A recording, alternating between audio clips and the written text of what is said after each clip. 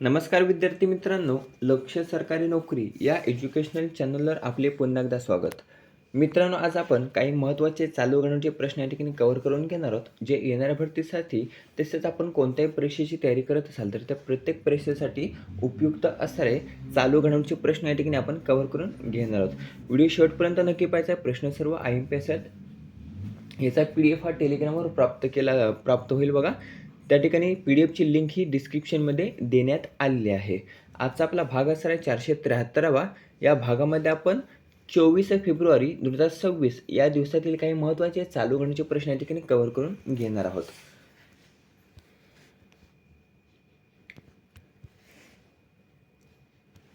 प्रश्न पहिला आहे, इंडिया AI इम्पॅक्ट समिटमधील सर्वात तरुण मुख्य वक्ता कोण ठरलेला आहे? प्रश्न अतिशय महत्त्वाचा आहे.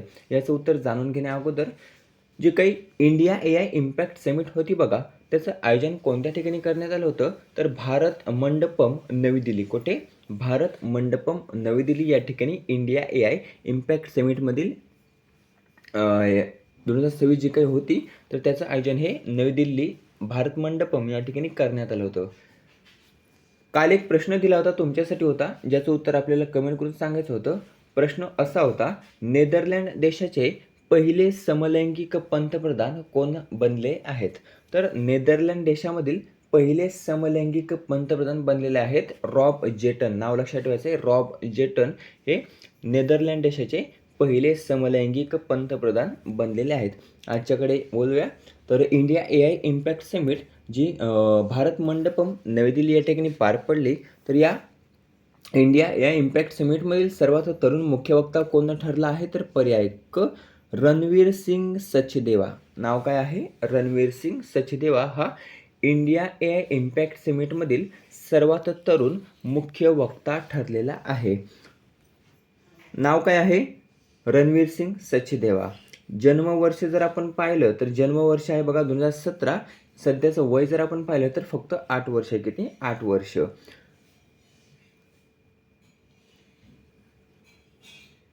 जर आणखीन जर आपण पाहिलं तर जगातील सर्वात तरुण प्रोग्रामर देखील आहे. जगातील सर्वात तरुण प्रोग्रामर. त्याचे एक पुस्तक आहे, are you born with AI. काय? Are you born with AI हे त्याचे पुस्तक आहे. AI for good global summit 2025 जी जिनेवा स्वित्झर्लंड येथे पार पडली बघा, तर त्या ठिकाणी सर्वात तरुण कीनोट स्पीकर बनला होता. काय? सर्वात तरुण कीनोट स्पीकर हा बनला होता रणवीर सिंग सचदेवा.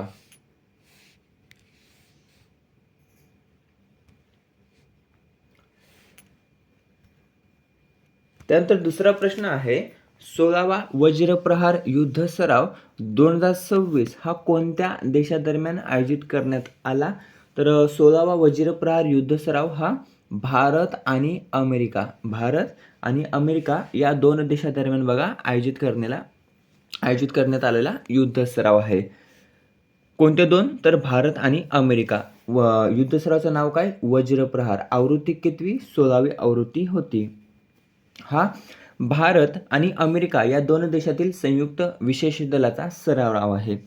आयोजन केव्हा करण्यात आलं होतं? 13 फेब्रुवारी ते 15 मार्च या दरम्यान याचं आयोजन करण्यात आलेलं आहे. कालावधी किती असणार आहे? ती जवळपास 3 आठवडे असणार आहे. आयोजन स्थान जर आपण पाहिलं तर बाकलोह. काय? बाकलोह हिमाचल प्रदेश हे याचं आयोजन स्थान असून यामध्ये सहभागी देश फक्त 2 असणार आहेत. संयुक्त युद्ध सराव असणार आहे भारत आणि अमेरिका या दोन देशांचा. भारताचे प्रतिनिधित्व जर आपण पाहिलं तर भारतीय लष्कर, पॅरा स्पेशल फोर्सेस आणि अमेरिकेचे प्रतिनिधित्व हे United states army green belts हे या ठिकाणी प्रतिनिधित्व करणार आहेत. सुरुवात वर्ष जर आपण पाहिलं या वज्रप्रहार आवृत्तीचं तर 2010 किंवा 2010 बघा पहिली आवृत्ती आयोजित करण्यात आली होती. आयोजन पद्धत ही दरवर्षी भारत आणि अमेरिका या दोन देशांमध्ये बघा आलटून पालटून करण्यात येते. यामागचा मुख्य उद्दिष्ट काय? तर संरक्षण सहकार्य अधिक दृढ करणे, त्यानंतर आंतरकार्यक्षमता वाढवणे, दहशतवाद विरोधी कारवाया, विशेष ऑपरेशन रणनीती, तंत्रे व प्रक्रिया राबवणे. लक्षात ठेवायचं हे यामागचं उद्दिष्ट आहे.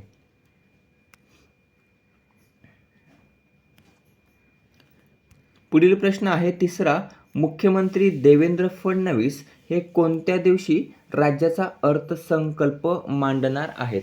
याचं उत्तर सांगण्याअगोदर एक प्रश्न तुमच्यासाठी, नुकतंच महाराष्ट्र राज्याचं अर्थसंकल्पीय अधिवेशन हे केव्हापासून सुरू झालं? उत्तर कमेंट करून सांगायचं आहे. तर मुख्यमंत्री देवेंद्र फडणवीस हे पर्याय ड 6 मार्च 2026ला किंवा 6 मार्च 2026ला राज्याचा अर्थसंकल्प मांडणार आहेत. प्रश्न महत्त्वाचा आहे. महाराष्ट्राचे अर्थमंत्री कोण होते? अजित पवार होते, परंतु त्यांचं बघा एका विमान अपघातामध्ये निधन झालं आणि अर्थमंत्री पद हे आता सध्या कोणाकडे आहे? तर देवेंद्र फडणवीस. लक्षात ठेवायचं आहे, देवेंद्र फडणवीस यांच्याकडे बघा गृह खाता आहे, अर्थमंत्री खाता आहे, त्यानंतर महाराष्ट्राचे मुख्यमंत्री पद आहे. अशी 3 महत्त्वाची खाते जर आपण पाहिली तर ती देवेंद्र फडणवीस यांच्याकडे आहेत.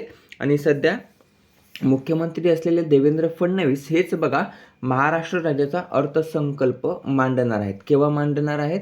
तर 6 मार्च 2026ला किंवा 6 मार्च 2026ला राज्याचा अर्थसंकल्प हे आपले महाराष्ट्राचे मुख्यमंत्री तसेच अर्थमंत्री देवेंद्र फडणवीस हे मांडणार आहेत. हे जे काही अधिवेशन असणार आहे बघा, तर ते जवळपास 4 आठवडे चालणार आहे. किती? 4 आठवडे. अर्थसंकल्पीय अधिवेशन हे 4 आठवडे चालणार आहे. पुढील प्रश्न आहे चौथा, नीती आयोगाच्या CEO पदाचा अतिरिक्त कार्यभार हा कोणावर सोपवण्यात आला? प्रश्न हा देखील महत्त्वाचा आहे. काय? तर नीती आयोगाचा CEO पदाचा अतिरिक्त कार्यभार हा कोणावर सोपवण्यात आला? तर याचं उत्तर आहे पर्याय क, निधी छिब्बर. निधी छिब्बर यांच्यावर नीती आयोगाच्या CEO पदाचा अतिरिक्त कार्यभार हा नुकतंच सोपवण्यात आलेला आहे. या अगोदर नीती आयोगाचे CEO कोण होते? BVR सुब्रमण्यम हे नीती आयोगाचे CEO होते. त्यांचा कार्यभार हा 24 फेब्रुवारीला समाप्त झाला किंवा 24 फेब्रुवारी 2026ला बघा त्यांचा कार्यकाळ हा त्या ठिकाणी समाप्त झाला आणि त्या जागी आता अतिरिक्त कार्यभार म्हणून निधी छिब्बर यांची नीती आयोगाच्या CEO पदी नियुक्ती करण्यात आलेली आहे. नीती आयोगाचे अध्यक्ष कोण असतात? तर भारताचे पंतप्रधान हे नीती आयोगाचे अध्यक्ष असतात आणि CEO जे काही पद आहे बघा, तर त्याची नियुक्ती कोण करत असते?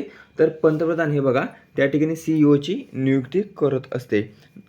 नीती आयोगाची स्थापना केव्हा झाली होती? 1 जानेवारी 2015ला किंवा 1 जानेवारी 2015ला नीती आयोगाची स्थापना झाली होती. सध्या अध्यक्ष कोण आहेत नीती आयोगाचे? तर नरेंद्र मोदी हे नीती आयोगाचे अध्यक्ष आहेत. सुमन बेरी हे नीती आयोगाचे उपाध्यक्ष आहेत आणि CEO आता सध्या कोण आहेत ज्याच्यावर अतिरिक्त कार्यभार सोपवण्यात आला? तर निधी छिब्बर. नाव लक्षात ठेवायचं आहे, निधी छिब्बर हे सध्या CEO आहेत. पुढील प्रश्न आहे 5वा, ऑस्ट्रेलियन प्रदेशामध्ये H5N1 इन्फ्लुएन्झाची लागण झालेली पहिली पक्षी प्रजाती कोणती ठरलेली आहे? प्रश्न हा देखील महत्त्वाचा आहे, विचारला जाऊ शकतो. कोठे? तर ऑस्ट्रेलियन प्रदेशात. लक्षात ठेवायचं आहे, ऑस्ट्रेलियन प्रदेशामध्ये H5N1 इन्फ्लुएन्झाची लागण झालेली पहिली पक्षी प्रजाती कोणती ठरलेली आहे? तर पर्याय अ, जेंटू पेंग्विन. नाव लक्षात ठेवायचं आहे, जेंटू पेंग्विन ही प्रजाती आहे बघा जी ऑस्ट्रेलियन प्रदेशामध्ये H5N1 इन्फ्लुएन्झाची लागण झालेली पहिली पक्षी प्रजाती ठरलेली आहे.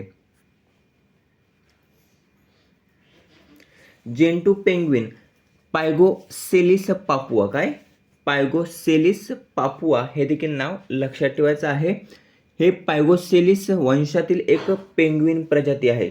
कोणत्या? तर पायगोसेलिस वंशातील एक पेंग्विन प्रजाती आहे जेंटू पेंग्विन, जी H5N1 इन्फ्लुएन्झाची लागण झालेली पहिली पक्षी प्रजाती ठरलेली आहे.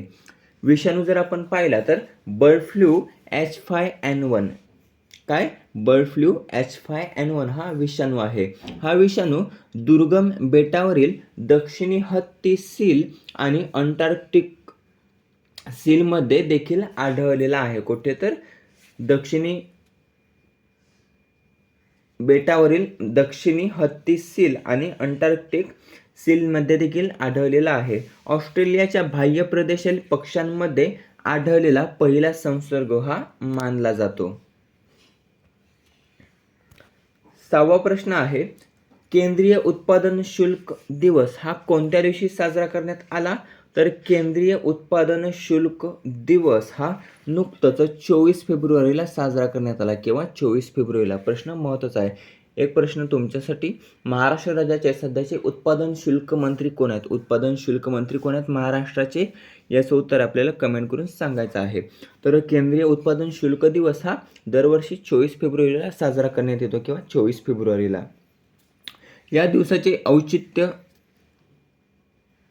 म्हणून आपण जर पाहिलं तर central excise and salt act 1944 लागू झाल्याच्या स्मरणार्थ हे पाळले जाते. काय तर central excise and salt act 1944 लागू झाल्याच्या स्मरणार्थ हे पाळले जाते. हा दिवस भारताच्या महसूल व्यवस्थेत उत्पादन शुल्काचे महत्त्व अधोरेखित करण्यासाठी साजरा केला जातो. उत्पादन शुल्कामुळे देशाच्या आर्थिक विकासाला बळ मिळाले असून शासनाच्या विविध विकास कामांसाठी निधी उपलब्ध होतो. या दिवसाचे महत्त्व जर आपण पाहिलं तर कर व्यवस्थेतील उत्पादन शुल्काचे योगदान स्पष्ट करणे, कर भरण्याबाबत जनजागृती करणे, करदात्यांना प्रामाणिकपणे कर भरण्यास प्रोत्साहन देणे, महसूल विभागाच्या कार्याची दखल घेणे हे यामागचे प्रमुख उद्दिष्ट आहे.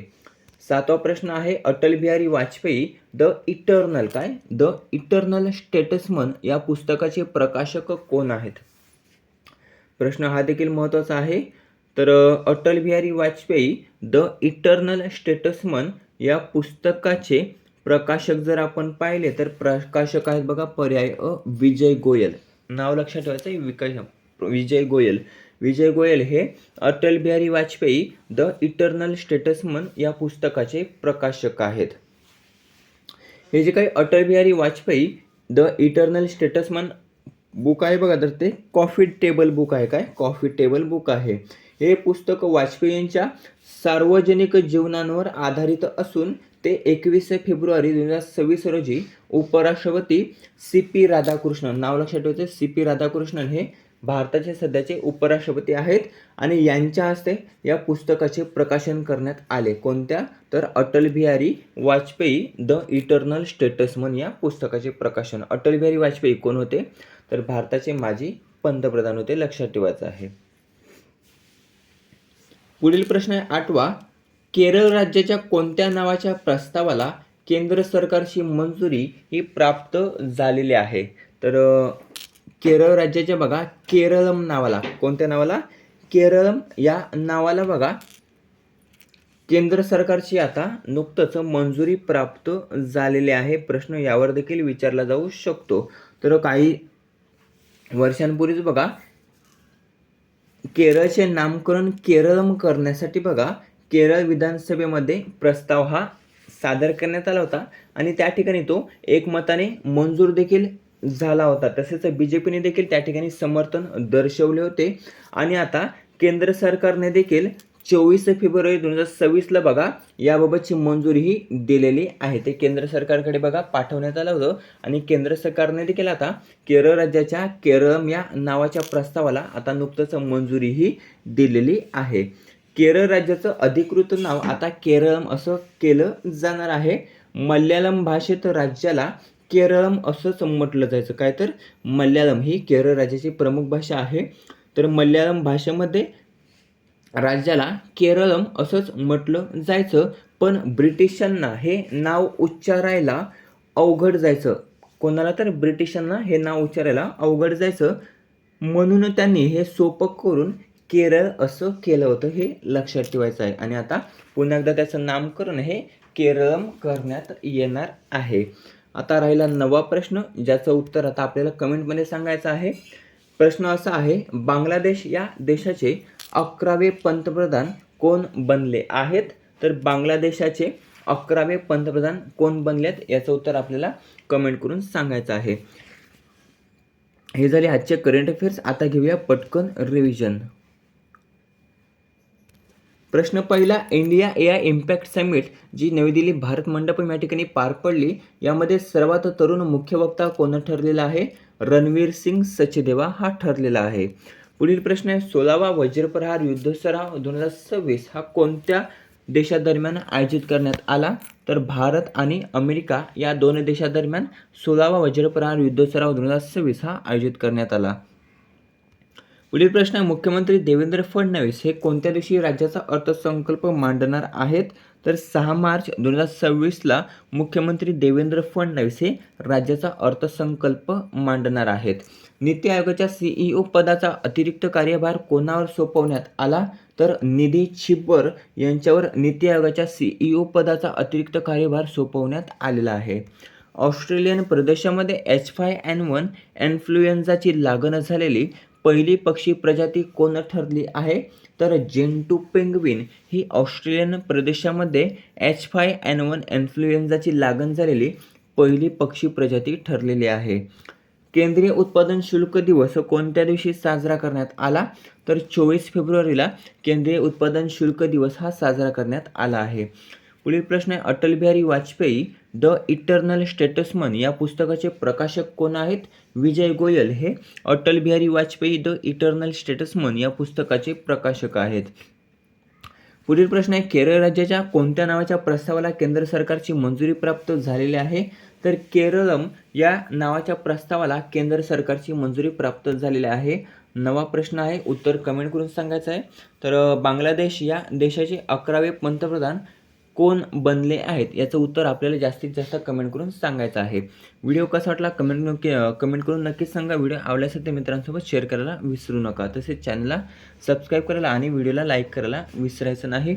याचा PDF हा टेलिग्रामवर प्राप्त होऊन जाईल. टेलिग्रामची लिंक डिस्क्रिप्शनमध्ये देण्यात आलेली आहे. त्या ठिकाणी आपलं टेलिग्राम जॉईन करू शकता.